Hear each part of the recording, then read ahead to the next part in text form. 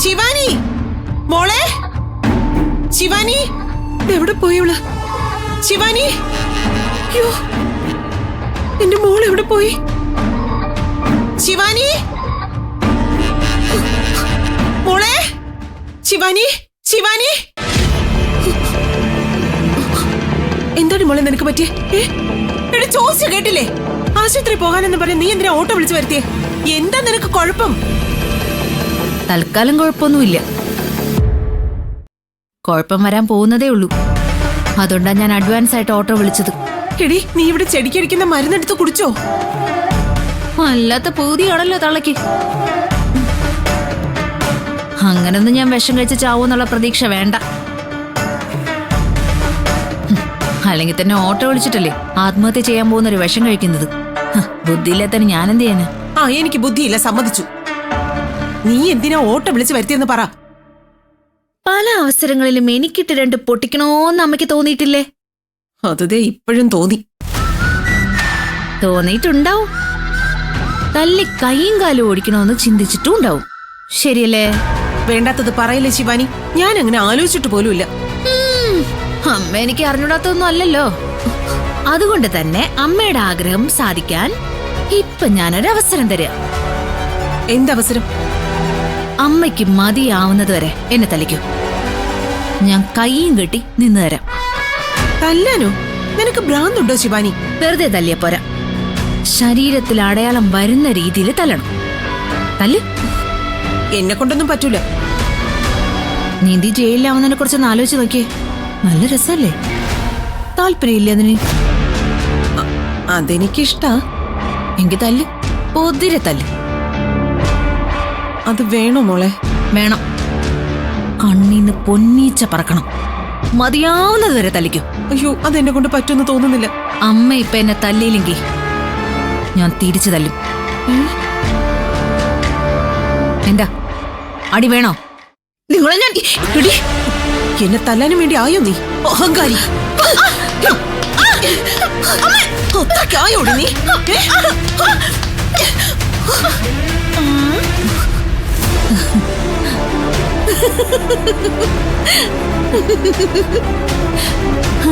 അപ്പൊ പ്രകോപിപ്പിച്ച തല്ലുമല്ലേ? സോറി ശിവാനി, അപ്പോഴത്തെ ഒരു ദേഷ്യത്തിന് ഞാൻ അടിച്ചു പോയതാ. ഇതൊന്നും മനസ്സിൽ വെച്ച് എന്നോട് പെരുമാറല്ലേ. പക്ഷെ അമ്മ ഇത് പോരാ. ഞാൻ ആഗ്രഹിക്കുന്നതേ ഇതല്ല. എന്റെ ദേഹം മുറിയണം. എന്നെ കൊണ്ട് പറ്റില്ല അതിനൊന്നും. ഇതിപ്പോ ആവശ്യം എന്റെ ആയി പോയില്ലേ?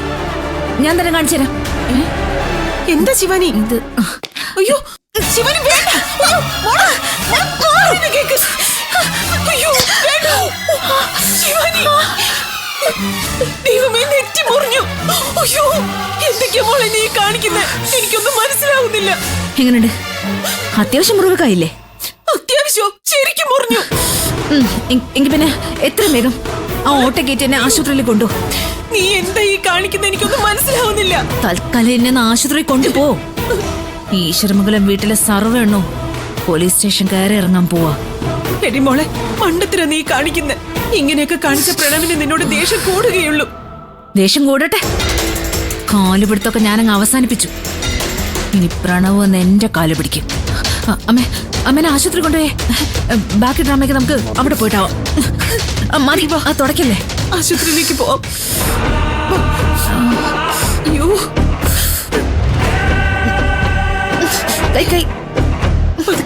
അയ്യോ, ഇത് എന്തു പറ്റി ചേച്ചി? എവിടെയെങ്കിലും വീണയാണോ? അതൊക്കെ പറയാം. നീ വേഗം ഓട്ടോ എടുക്ക്. നമുക്ക് ഹോസ്പിറ്റലിലേക്ക് പോവാം.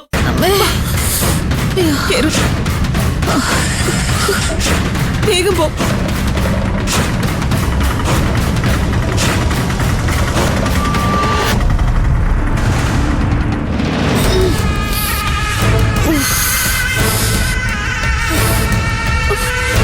ആ സൈഡിലേക്ക് ചെയ്യും.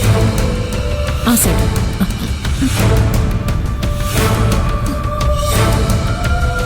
ഉപദ്രവിച്ച ആളെ ശിവാനി ഇപ്പോഴും കണ്ടില്ലെന്നാണോ പറയുന്നത്? ഇല്ല ഡോക്ടർ, മോഷണത്തിന് വേണ്ടി ആയിരിക്കണം അയാള് വീട്ടിലേക്ക് അതിക്രമിച്ച് കയറിയത്. ഞാൻ തടയാൻ ശ്രമിച്ചതാ എന്നെങ്ങനെ ഉപദ്രവിക്കാൻ കാരണം. ഇവള് കള്ളം പറയുന്നതാ ഡോക്ടർ. കള്ളനൊന്നും അല്ല ഡോക്ടർ ഇവളെ ഉപദ്രവിച്ചത്. അമ്മ അത് പറയല്ലേ. ഞാനായിട്ട് അവർക്കൊരു ദോഷം വരുത്തി വെക്കാൻ പാടില്ല. നോക്ക് ശിവാനി, ഞങ്ങളോട് കള്ളം പറയരുത്. സംശയം തോന്നിയാ ഞാൻ അപ്പൊ തന്നെ പോലീസിനെ ഇൻഫോം ചെയ്യും. സത്യത്തിൽ എങ്ങനെ ഈ മുറിവുകൾ ഉണ്ടായത്? ഞാൻ പറയാം ഡോക്ടറെ, ഇവളുടെ ഭർത്താവിന്റെ വീട്ടുകാർ ചെയ്തു വെച്ചതാ. ഭർത്താവുമായി ചെറിയ സൗന്ദര്യ പിണക്കത്തില് എന്റെ മോള് വീട്ടിൽ വന്ന് നിൽക്കുകയായിരുന്നു. അവര് തിരിച്ചു വിളിക്കുമെന്ന് പ്രതീക്ഷിച്ചു. വിളിക്കാതായപ്പോ ഞാൻ അവളെ നിർബന്ധിച്ച് അങ്ങോട്ടേക്ക് പറഞ്ഞു വിട്ടതാ. പക്ഷെ അവിടെ ചെന്നപ്പോ എന്റെ മോളെ ആ വീട്ടുകാരെല്ലാരും ചേർന്ന് പൊതിരെ തല്ലി. ഇക്കാലത്തും ഇങ്ങനെയുള്ള ആൾക്കാരുണ്ടോ? ഒരു മര്യാദയൊക്കെ വേണ്ടേ? പറഞ്ഞിട്ട് കാര്യമില്ല ഡോക്ടറെ, ഞങ്ങൾ പാവങ്ങളായി പോയില്ലേ. ചോദിക്കാനും പറയാൻ ആരും ഇല്ലല്ലോ. എന്തോ ആവാം അവർക്കൊക്കെ. പറഞ്ഞ ഡോക്ടർക്ക് അറിയാൻ പറ്റും. ഈശ്വരമംഗലം കുടുംബം, അവിടുത്തെ മൂത്ത മരുമോളുണ്ട്, ഭദ്രകാളിയ ഡോക്ടറെ. അവള്, പിന്നെ ഇവളുടെ ചെറുക്കൻ, അവളുടെ ഭർത്താവ്, അമ്മായി അമ്മ എല്ലാവരും കൂടി ചേർന്ന ഇവളെ ഉപദ്രവിച്ചത്. എന്നിട്ടെന്താ നിങ്ങൾ പോലീസ് കംപ്ലൈന്റ് ചെയ്യാത്തെ? അയ്യോ, അതൊന്നും വേണ്ട. അതവർക്ക് പിന്നെയും ദേഷ്യാവേ ഉള്ളൂ.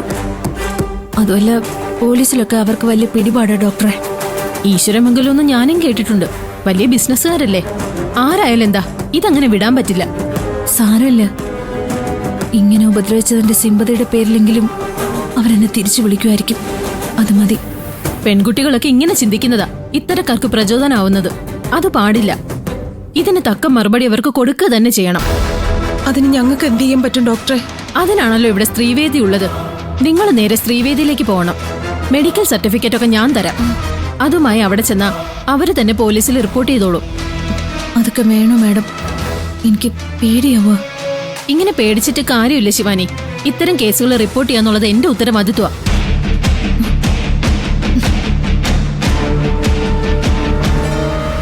ഒരു കാരണവശാലും പേടിക്കണ്ട. ഞാൻ സ്ത്രീവേദിയിലേക്ക് വിളിക്കാം. ബാക്കി രേഖകളും വാങ്ങി നിങ്ങൾ വേഗം സ്ത്രീവേദിയിലേക്ക് പോയിക്കോ. ആ ശരി.